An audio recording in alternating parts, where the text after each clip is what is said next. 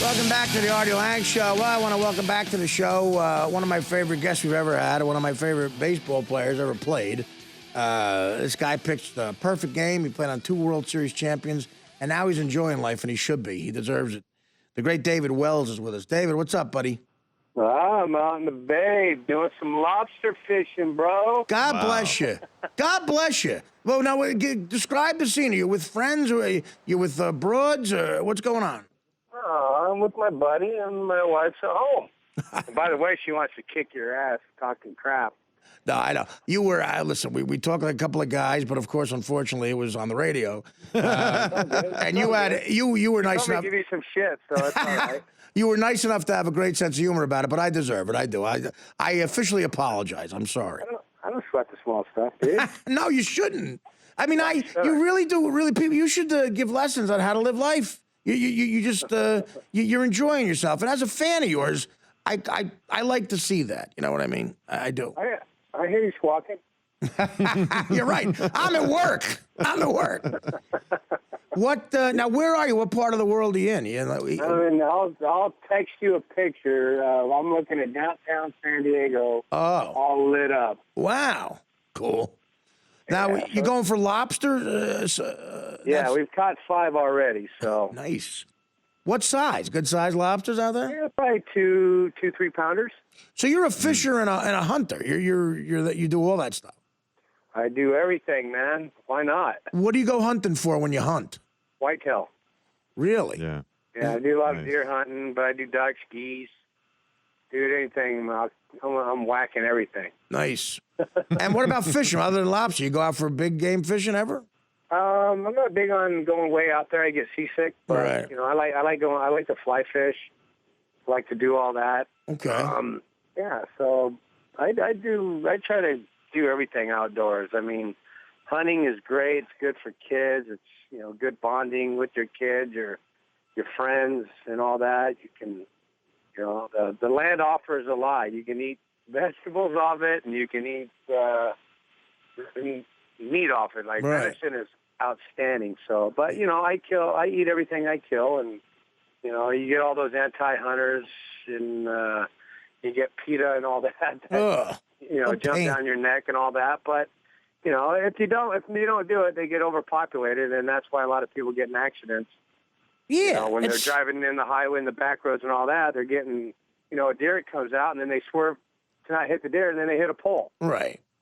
So it's like, come on, people. It's in the Bible. We hunt to eat. You eat, and venison does taste amazing. A couple times I've had it. It's unbelievable. I think Peter's atheist then. Absolutely. Hey, listen. You know who's one of the biggest people with PETA is Pam Anderson, and you've seen that video. We know she likes meat. I mean, come on. I haven't seen it. Check it out. Her and Tommy Lee. Forget about it. She's no vegetarian. No, that's all right. I mean, hey, to each your own, but I like venison. Me too. Oh, those guys are smoking doobie. Hey, you. Hey, last time we talked, you were going to come into New York to go to the games with your buddies and maybe see the Rivera game, last game, and hang out. Did you do that? Did you have some fun? I did. I went in there and I watched Mo's last game. It was very emotional, very awesome, and then hung out with my buddy David Cohn for 5 days, and I went hunting in Michigan for 5 days, and I came back to New York, and I was going to do your show, but you were off that week. Oh, damn! Well, that sucks. I hope we can redo that. I hope you can come in live. I mean, have some fun. You and Cohn are guys have something in common. You pitch perfect games for the Yanks back-to-back years, right? Yeah. Yeah. Yeah. Unfortunately, I was with the Padres in Boston, and I was thinking about, I had to pitch the next day, but I was thinking about just calling in sick and going partying with Cohn. I like the way you think. Let's talk World Series here. I think it's a good matchup in every way. Who do you think has the better pitching? It's close. You know what? You see what this Walker kid has done, this 22-year-old phenom. Yeah. I mean, it's blowing my mind. And then the bullpen, what is it? What's his name? Rosenthal? Or what's the Rosenthal, yeah. Trevor Rosenthal. Yeah, Rosenthal, yeah. Yeah, I mean, to have a closer like that, it's like Chapman with Cincinnati, but this guy is just their pitching is solid, especially, you got some veteran status there. You got Chris Carpenter in the dugout, helping these guys out, mentoring them and all that kind of stuff. And, it's nice to have that type of mentorship when you're in the big games like that, because there's a lot of pressure, and a lot of these young kids put a lot of pressure on them. But this kid's going out there and just, he's like a veteran dude. Nothing's bothering him one bit. So I like St. Louis. I picked two teams. My two teams I picked, got beat. So right. It don't matter who wins, but I just think that because they're pitching so good in St. Louis and they're playing really good ball right now, I have a feeling they might win it in 6. So if you had to pick something, you'd say it's Cardinals in 6. Good pick. I mean, I think I do. I like. There's a couple guys on Boston. I'm good friends with still, and right. I pull for them to do well. But St. Louis has been in it. Boston's been in it now. So it's like flip a coin. I'm happy for whoever wins. How nuts would it be? You played at Fenway in a lot of big games. How nuts would it be if the Red Sox clinched the World Series at Fenway? They haven't done that yet. How nuts would that be? No, it would be crazy. Yeah. Their fans are nuts. Right. Absolutely nuts. And they love their Sox, and it's great. But, I think that town, I don't know. It might be the teacup again, or whatever. Right, be careful. Tea party, yeah, right. Tea party, whatever it was. Yeah, you got to be careful. But... Yeah, it's gonna be crazy. But you know what? It's nice to do first things like that. It's pretty cool. That'd be fun. Hey, David, talking about the Cardinals pitching staff, I saw that Ortiz in the last series, he hit 91. 91 was his average. 91, yeah. Yeah, he was two for 22. Had the grand slam, but he was 2 for 22 in the series. How did the Tigers do that? I mean, from a pitcher's perspective, did you look at that, the Tigers' performance, and say that could be repeated by these Cardinals? Well, you know what? It can. I mean, anything can happen in the playoffs. But to me, I just think that the fact is that when you have that type of dominating pitching, I mean, it's great. The starters, I mean, you can say that now, but I've always said it, man. These guys, if they're rolling, leave them in there. Sometimes your starter's your best pitcher. I know their bullpen's a little shaky, and it's like I called Dave's grand slam. My wife's looking at me going, maybe we should go to Vegas. You should play the lottery, because I just saw how everything was lining up. And you don't walk a guy, you don't throw a 3-2 curveball, walk a guy with a guy on second. So you go after him. So if you get a base hit, you got a guy on first, that run scores, you still got a 3 or 4 run lead, and you still got the double play intact. Instead, all hell broke loose, and then Benoit hangs one to Ortiz, and he hits a grand slam, and it was just like, it was crazy. Scherzer pitched his butt off, yeah, and he had nothing to show for it, and that's what kind of sucks when you see that, and I love Jimmy Leland. I'm not going to second guess him one bit, but if I'm the starting pitcher, I'm going to fight. I might get in a fight with my manager, right there on the mound if he takes me out, because I'm rolling, and you got to go with your studs. You think Verlander's the best pitcher in the league? Yeah, he's incredible. I mean, Scherzer had a great year.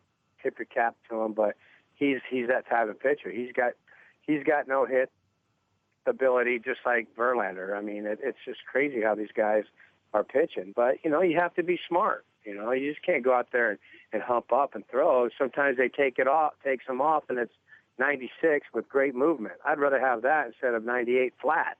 Right. No. Yeah. Absolutely. Yeah. Yeah. So that's basically what it is. But it's a learning curve, and I'm sure Detroit's probably going to rebuild their bullpen. It looked like they were scared the whole time. They were afraid to pitch to contact, and it was just like it was nuts. And that's how you get yourself in a hole, by walking people, pitching scared. Yeah. Grow a sack and go after them. That's what you got to do in sports, man. You got to be aggressive. You can't be a punk. That's what I'm saying. What about now, Don Mattingly? It looks like the Dodgers want him back, but they fired his 2 favorite coaches before they say they want to hire him. I mean, do you think that's just like a disrespectful move? I mean, what do you make out of that?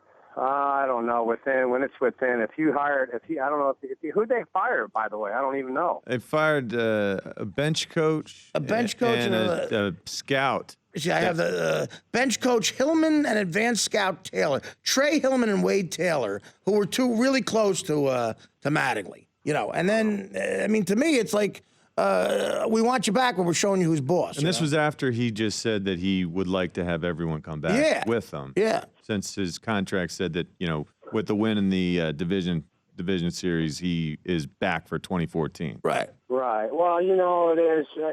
If it's not broke, don't fix it. Yeah. So to me, I think in that situation, that there's probably a little more than behind the scenes than we know. So that could have been it. Who knows? Maybe they were a little disappointed. Maybe some of the moves that they might have done, or some of the things that they might have done, and then that's out of Mattingly's hands. I mean, he just can't say, he could fight for him, but he doesn't pay their bills. So I think you go with that. But yeah, I'd be a little chapped. I mean, your last year of your contract, you might want to talk to him maybe, during the season and say, hey, we're going to bring you back, instead of waiting until the end of the season. Okay, we're going to bring you back, or whatever it may be. You want to keep you guys in there. That's for sure. Hey, if you had a vote, would you put these steroid guys from your generation in the Hall of Fame? Clemens, A-Rod, Barry Bonds. Would you put them in or no? No, hell no. Not even close. No. I mean, I could have cheated if that's the case, and I should have cheated. Right. But I agree with you. It's like, no, hell no. If you did that, you know what? And for one thing, they didn't need to do it. Right. But maybe they were losing their edge, and that's why they did it. And so that's why they're going to, that's what they had to do to keep up with everybody. But you know what? Barry Bonds is a Hall of Famer before it. Clemens had pretty good stuff, too. He was probably a Hall of Famer before, right. Supposedly he did. We'll never know. But, all the evidence is against him. But, he's got Hall of Fame stuff.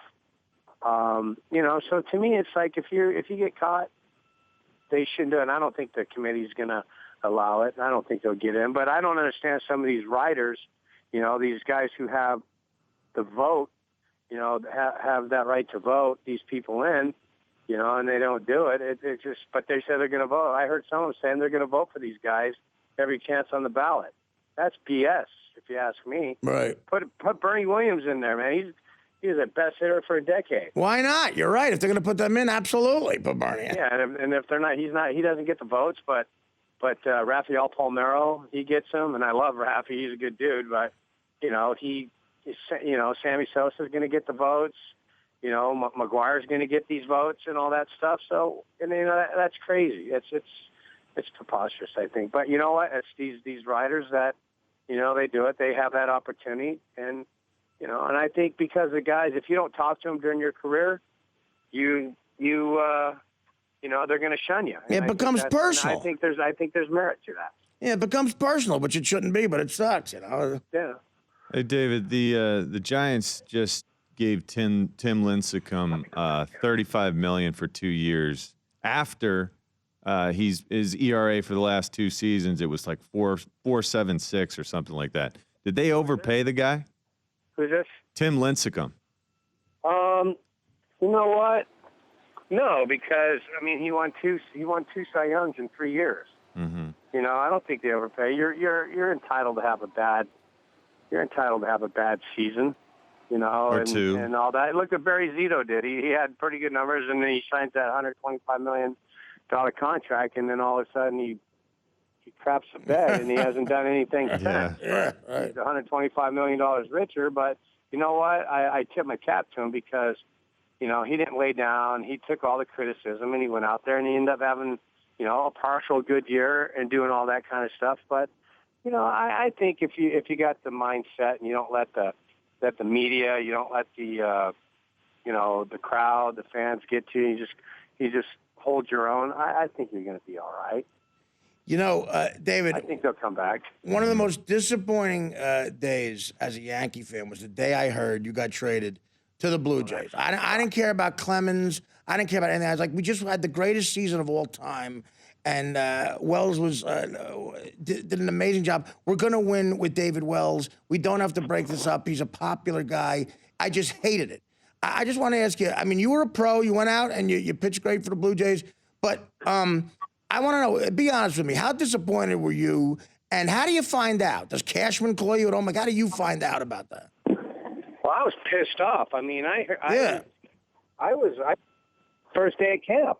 Right. You know, I walked in and I still had a goatee, and I walk in and Cashman's like, "Hey, Joe wants to see you," and I'm like, "Hold on, let me go shave." He goes, "No, just come in right now." I'm like, "No, let me go shave." I don't want to piss him off day one, and I should have done it beforehand, but he went in there and Joe says, "Sit down," and I'm like, "No, I'll stand." And so it was like, he goes, "We had to wait for Graham Lloyd and Homer Bush," and I said, "Am I getting traded?" And he goes, "Yeah." And I'm like, "Shit." Oh, God. I was a little bitter, and I'm like, "Well, as long as you don't trade me to Toronto, I'm all right."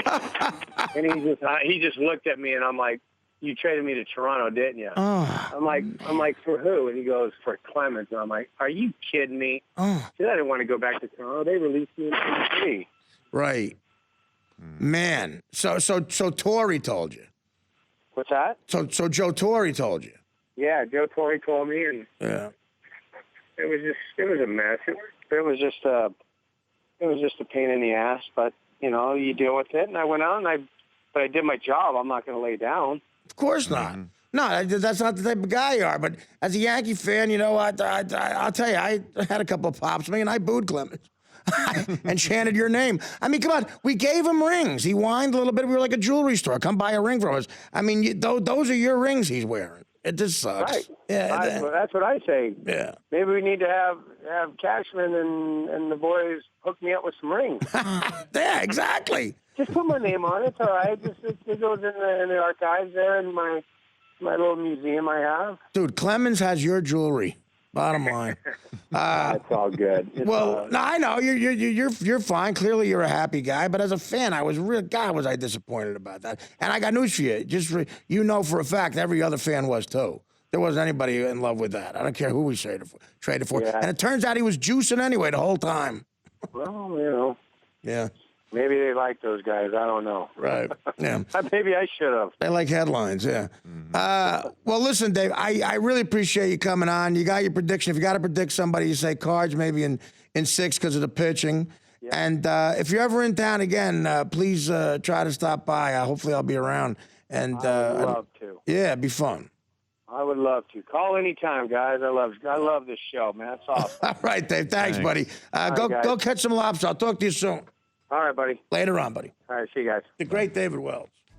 The Artie Lange Show, weeknights on Audience, only on DirecTV.